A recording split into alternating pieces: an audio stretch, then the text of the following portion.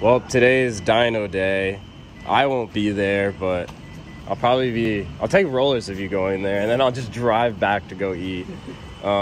Just so we don't distract the tuner and piss him off, or so I don't, because I'm annoying as fuck.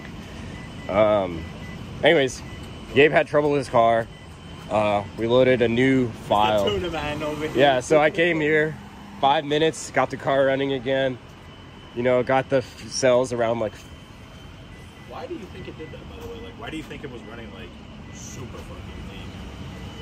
Like, the fuel pressure was way too high, which was causing a lot of issues. I don't know why that happened. Well, no, because I was adjusting it just to get the car to idle enough, and then it was literally like. I don't know why, but like I know I switched the VE table to MGP instead because map is very inaccurate. Yeah. Elevation, wherever we are, when I'm driving and I'm tuning up the hill and there, it gets fucked. Yep. That's why I tune the VE and MGP instead of MAP. Because absolute pressure, you're limited and those numbers don't reflect all the time. Yeah, exactly. Opposed to actually tuning with the baro on, then I'm like tuning in the cells and like those numbers will reflect consistently. Yeah. So I was like, it was just like something I was playing around the other night, and thank God I had that file, loaded it up, just added like 15% up in the idle cells because it was like 30 and you want them to be at like 45, 50 for idling. Well, as you can see, the VE table is not jumpy. VE table looks great. And then the ignition table looks like that. So yeah, this should get us 30-minute drive or so to Millbury. 28-minute drive, yeah. All right, let me save this to the ECU, hit F2 to save. TPS is calibrated, wideband is calibrated in here. All the sensors are calibrated. When we get there, we can just check timing again. Timing should be good. It will take us literally 5 minutes. And then I can't. Also, Seamus said he was going to go over the car and like recheck everything. Yeah, like that. Timing on Link is weird, so I know Seamus isn't too familiar with Link, so like I know how to time the 13B on the Link if it's an issue. Yeah.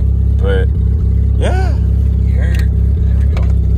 I'll get rolling shots of you on the highway. Yeah. Have you ever had rolling shots of this car? No, not yet. Really? Yeah.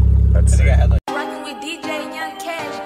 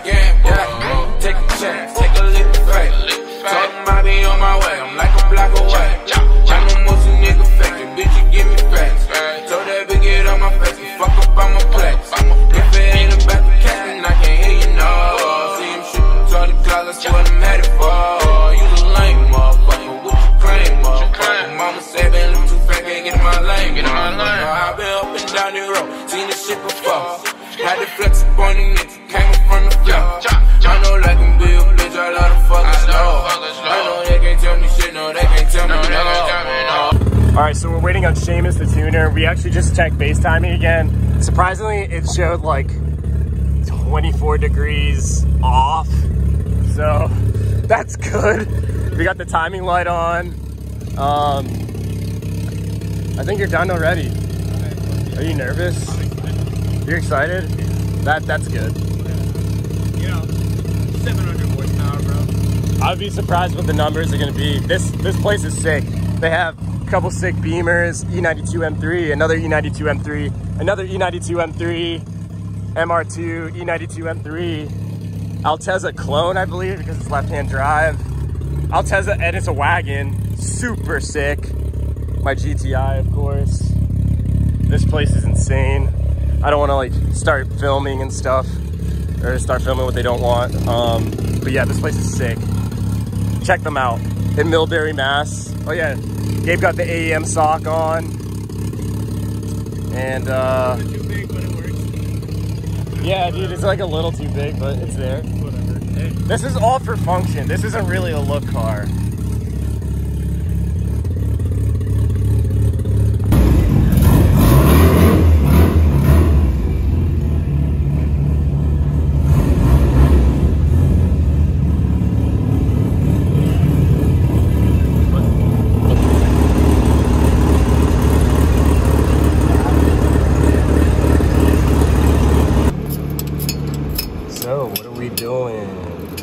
Putting the fire rings on because I'm. Yeah, we didn't have the firing rings on Wastegates, so we had to drive all the way back in the GTI, and now we're throwing that in. And Which one did we get into? yeah, fun stuff. All right, what did we fix? We fixed firing ring, TPS.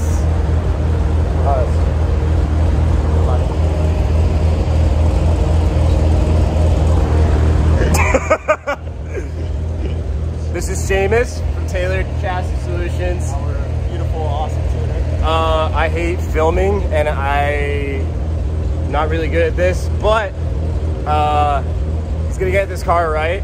I can't give away his secrets, so all you're just gonna see is pulls, and he's just gonna do in the computer, and then we're just gonna run some Hellcats tonight. Yeah. Maybe. Seamus likes Haltecs too. So if you want to buy a Haltec, ShopShamio.com.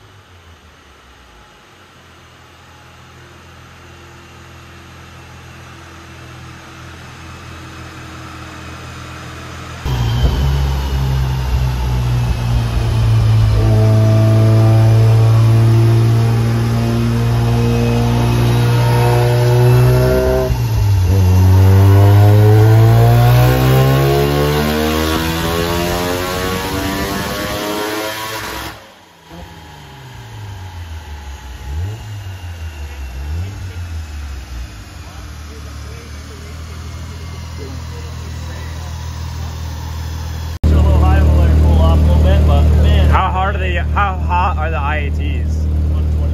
125. 125? At least it's doing something. For Fahrenheit, it's not bad. Yeah. And it's, I mean, you're taking it in a, I mean, everything in there is fucking hot to the touch. The hood is closed. Yeah. You know? So it's really not bad. But coolant temps have been great. What is it sitting at, like 190? So if you can just... 184? If you can describe in 30 seconds with a setup like this, what are your opinions? I mean, it's kind of the tried and true rotary setup, you know? 257 or S366, depending on what scale of power that you want to be in. 7594 falls in there in the middle as well. Because people say the 257 chokes out. Of course, but it spools super, super fast. Yeah. I mean, very similar to a 7670 versus like... I think guys are running like 8374, I think is like the next size up or whatever.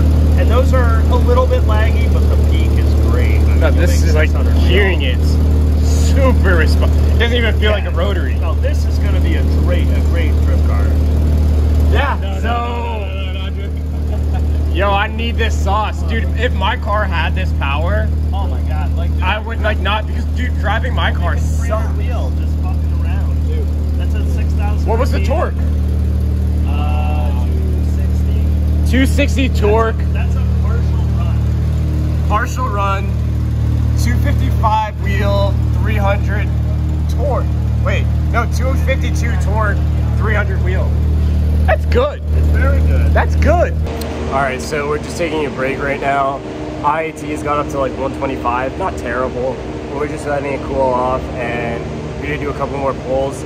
This turbo is just something else. 257 44 mil dual wastegates, EFR, my bad, turboloan exhaust manifold, S5 Turbo 2 stock block, 100% stock block, CX Racing front mount intercooler, 1050cc primaries, 1300 secondaries. Fuel doesn't really add power, but yeah, fuel function rails. The basics. This is just the bare bones of a very basic setup that somebody could build literally in their parents' garage or at the side of the street, outside. And like, the reason why I film this is like, I want to show people that you can do this, and I'm just sick and tired of seeing people get ripped off by shops, you know? The only work really that was ever done by a shop on this car and throughout this build in particular was an exhaust, right? And then the dyno tube. The rest of it was us. Wiring harness, every other thing, all us. And I'm like very, very impressed. At 8 PSI, 250 wheel torque, and 300 wheel horsepower. And we're barely even into like, on gate pressure. Like, this turbo is insane. And I don't know, but I'm very impressed with this, and I'm very glad that Seamus allowed us to just be here, and like Seamus has showed us so much. He is a very, very genuine guy. He knows his stuff. Dude, we literally been talking. We talked for what, maybe like about like an hour and a half. Yeah. Shit. Like, he's been like, you know, like so informative, you know, just going along for like. Yeah, the fact that Seamus like even talks to us and like he's kind of teaching us a thing or two.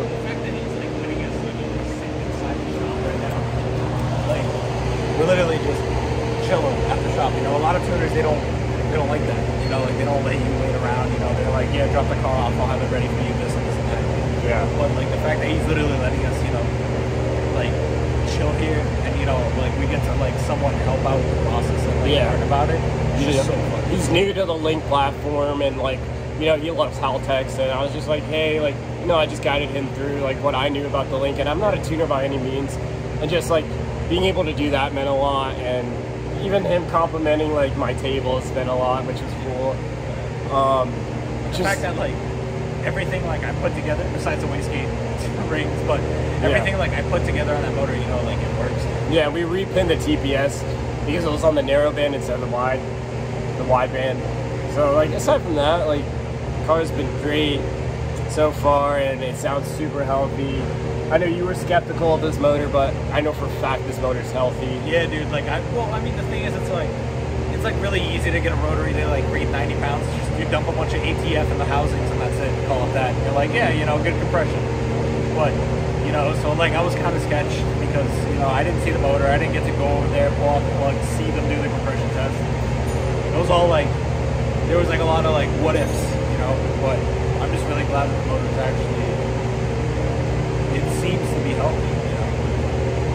Yeah, I am honestly personally astonished at the outcome of this build, and like I'm just happy that Gabe allowed me to touch his car, work on it, help him out. I was lucky to have you. Yeah, and I'm like helping out, you know?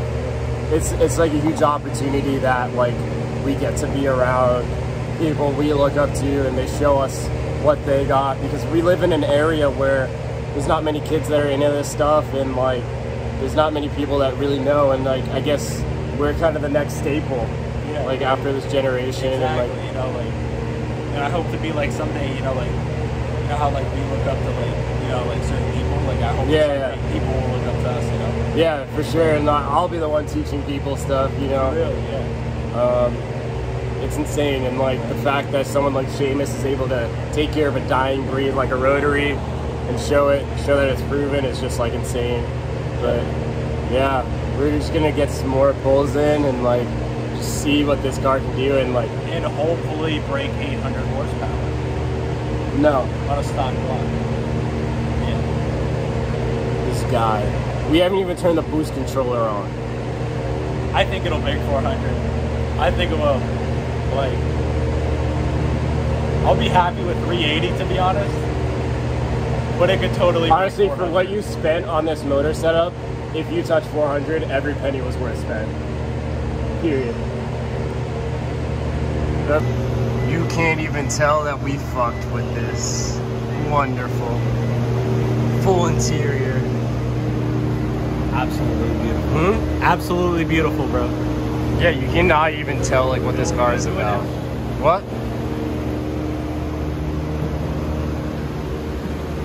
MDFC. No.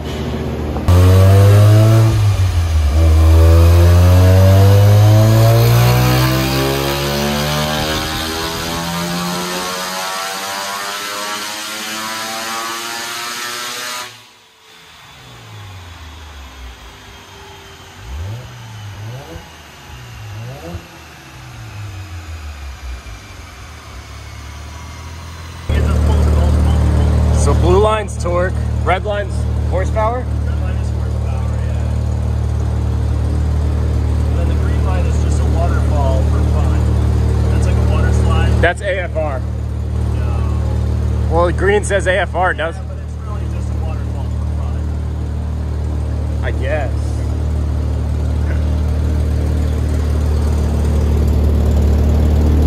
Like, All right, that run was 386 torque, 367 wheel. more. Seamus from TCS. Get him up. Or else you're sleeping. Are you sleeping? Yeah. Are you sleeping? Used to be. Until you pulled up.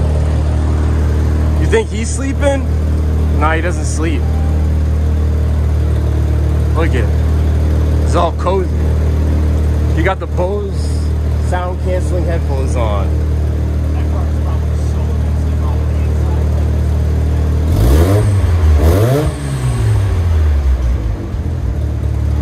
Wow. Alrighty, so pretty much what's happening is as you know, we add boost and we start adding fuel, the VE is pretty much, you know, like we're getting high up in the VE numbers. The car's not really doing anything and it's running lean.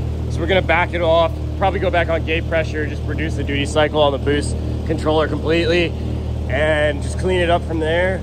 But overall, it runs pretty good. I think one thing that should be like looked over is these vacuum lines. But aside from that, nothing's melted and car is running great. So Seamus has killed it with this. All right, so where was our number? Where did we leave? Current peak before you got a clutch in is like 330. So 330 wheel and what, 280 torque? Yeah, our peak when things were working correctly, fueling wise. 66. Yeah. 360, yeah, so 290 torque, 360 wheel. Yep. So That's happy. car runs great. Overall, I think one of the big issues, two things weren't touched. Fuel pump relay mod was never done on this car. So this is OEM fuel pump relay. It's running at maybe at the most 10 amps, which is Sketch. Right. On a 340 that draws the way that it does, yeah. but the thing is, it was doing quite well before, and over time, it just... Something degraded. Yeah. And I'm highly convinced he's using an OEM fuel filter. I've seen people have this issue, and I think you just had it on the dyno.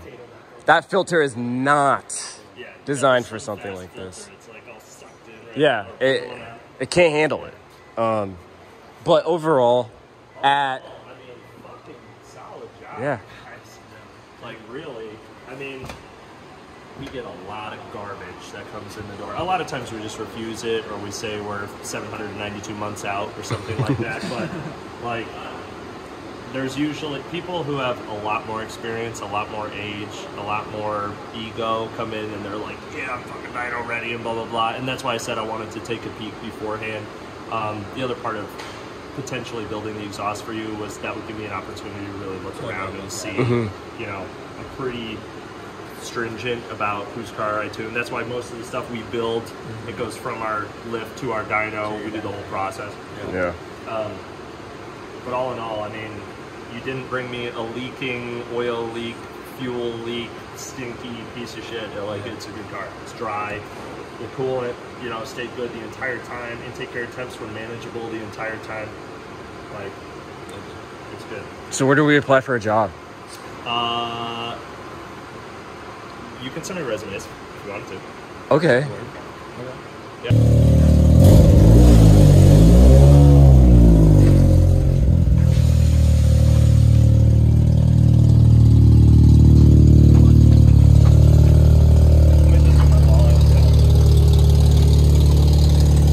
Hell yeah. Hell yeah.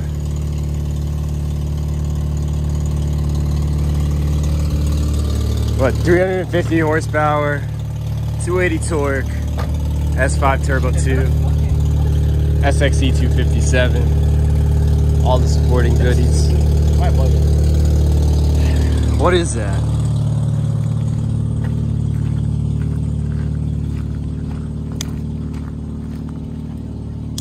Dude, there's no front end. It's a Land Rover.